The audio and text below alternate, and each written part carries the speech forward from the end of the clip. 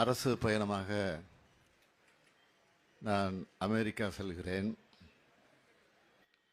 தமிழ்நாட்டுக்கான தொழில் முதலீடுகளை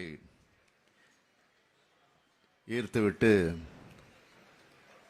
வருகிற செப்டம்பர் 14 அன்று திரும்பி வருகிற மாதிரி என்னுடைய பயணம் திட்டமிடப்பட்டிருக்கு. முதலீடுகளை ஈர்க்க இது போன்ற பயணங்களை நான் தொடர்ந்து மேற்கொண்டு வருகிறேன் என்பது உங்கள் அனைவருக்கும் நன்றாக தெரியும். ஏற்கனவே ஐக்கிய அரபு அமீரகம், சிங்கப்பூர், ஜப்பான், ஸ்பெயின் ஆகிய நாடுகளுக்கு நான் பயணங்கள் மேற்கொண்டதன் மூலமாக தமிழ்நாட்டுக்கு பல்வேறு முதலீடுகள் வந்திருக்கிறது. இந்த பயணங்கள் மூலமாக 18,521 நபர்களுக்கு வேலைவாய்ப்பு அளிக்கக்கூடிய வகையில் 10,882 கோடி ரூபாய் மதிப்பிலான 17 புரிந்துணர்வு ஒப்பந்தங்கள் போடப்பட்டுச்சு. அதில் 990 கோடி ரூபாய் முதலீட்டுக்கான 5 திட்டங்கள் தற்போது உற்பத்தியை மேற்கொண்டு வருகிறது. கடந்த ஆகஸ்ட் 21 அன்று நடந்த தமிழ்நாடு முதலீட்டாளர் மாநாட்டில் இந்த 5 திட்டங்களில் சிங்கப்பூரை சேர்ந்த ஹைபி நிறுவன திட்டத்தையும் ஜப்பானின் ஓம்ரான் நிறுவனத்தினுடைய திட்டத்தையும் நான் தொடங்கி வச்சேன். இந்த 2 நிறுவனங்களோட திட்டங்களோட மட்டும் 1,538 நபர்களுக்கு வேலைவாய்ப்பு உருவாக்கப்பட்டிருக்கிறது. 3,540 கோடி ரூபாய் மதிப்பிலான 3,796 கோடி ரூபாய் மதிப்பிலான 3 திட்டங்களோட கட்டுமான பணிகள் பல்வேறு முன்னேற்ற நிலைகளில் இருக்கு. கடந்த ஆகஸ்ட் 21 அன்று நடந்த தமிழ்நாடு முதலீட்டாளர் மாநாட்டில் ஜப்பானின் மிட்சுபா மற்றும் சட்ராக் நிறுவனங்களோட திட்டங்கள் அமைக்கிறதுக்காக அடிக்கல் நாட்டியிருக்கேன். 3,540 கோடி ரூபாய் மதிப்பிலான 3 திட்டங்கள் பல்வேறு முன்னேற்ற நிலையில் இருந்துகிட்டு இருக்கு. 438 கோடி ரூபாய் மதிப்பிலான 2 விரிவாக்க திட்டங்கள் விரைவில் செயல்படுத்தப்படக்கூடிய நிலையை அடைந்திருக்கு. 2,100 கோடி ரூபாய் மதிப்பிலான 4 திட்டங்களை பொறுத்த வரைக்கும் அந்தந்த நிறுவனங்களோட தொழில் முதலீட்டு சூழல் காரணமாக சிறிய தாமதம் ஏற்பட்டிருக்கிறது. நாங்கள் கையெழுத்திட்ட ஒப்பந்தங்கள் அனைத்தும் துரிதமான நிலையில் செயல்படுத்தப்பட்டு வருதுன்னு ஆதாரபூர்வமாக சுட்டி காட்டத்தான் இதெல்லாம் நான் விரிவாக இங்கே குறிப்பிட்டேன். அதனால தான் இது போன்ற பயணங்கள் மிக மிக முக்கியமானவை. நமது திராவிட மாடல் அரசு ஆட்சி பொறுப்பேற்ற பிறகு இந்த 3 ஆண்டு காலத்தில் இதுவரை 872 புரிந்துணர்வு ஒப்பந்தங்கள் கையெழுத்தாகியிருக்கு. இதோட மொத்த மதிப்பு 9,99,093 கோடி ரூபாய். இது மூலமாக 18,89,234 நபர்களுக்கு வேலை வாய்ப்பு கிடைக்கும்.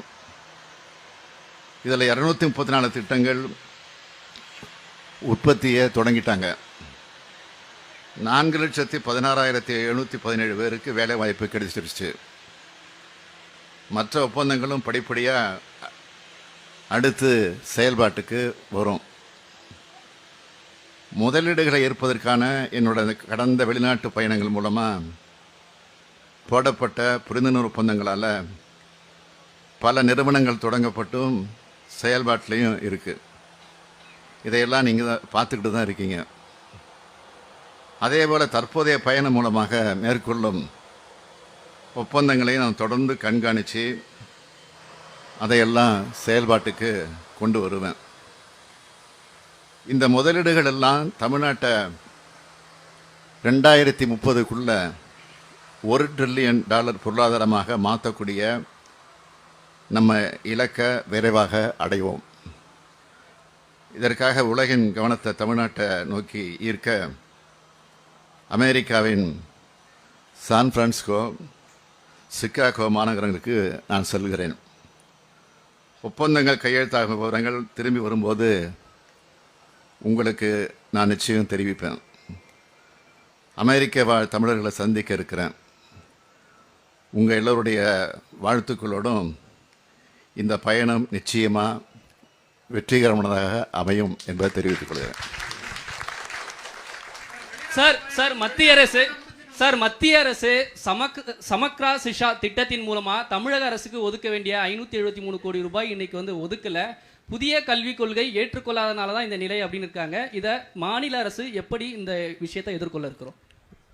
தேசிய கல்விக் கொள்கையை ஏற்றுக்கொள்ளாத காரணத்தினால தமிழ்நாட்டுக்கு வர வேண்டிய நீங்கள் கேட்ட மாதிரி 573 கோடி ரூபாயை ஒன்றிய அரசு நிறுத்தி வச்சிருக்கு. இது செய்தி வெளியாகிருக்கு. பள்ளி கல்வித்துறையில் தமிழ்நாட்டுக்கான நிதியில் உடனடியாக ஒன்றிய அரசு விடுவிக்க வேண்டும். இது தொடர்பாக ஏற்கனவே கழக நாடாளுமன்ற உறுப்பினர்கள்லாம் நாடாளுமன்றத்திலையும் பேசியிருக்கிறாங்க, சம்பந்தப்பட்ட அமைச்சர்களையும் சந்தித்து நேரடியாக சொல்லியிருக்கிறாங்க. நானும் இன்னைக்கு கடிதம் எழுதியிருக்கிறேன். தொடர்ந்து வலியுறுத்தும். சார் நீங்கள் அமெரிக்கா சென்று வந்த பிறகு இந்த அமைச்சரவையில் ஏதாவது மாற்றம் இருக்குமா சார்?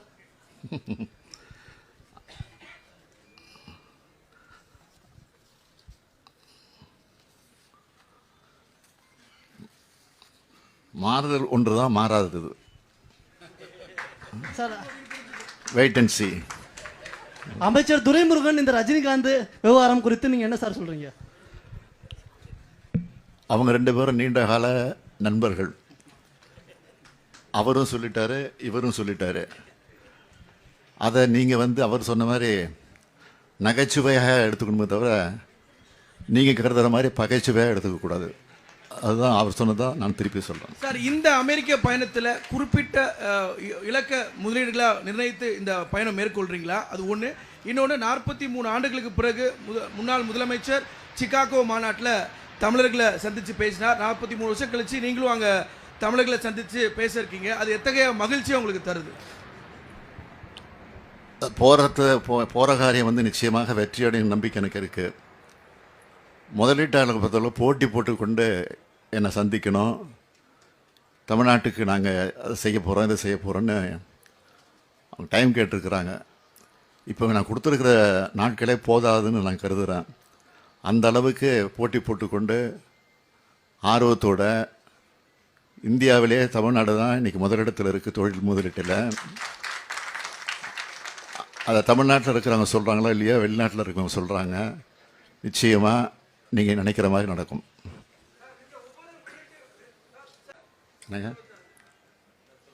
முதலீட்டை ஈர்ப்பதற்காக மகிழ்ச்சியோடு போகிறேன், உறுதியோடு போகிறேன்.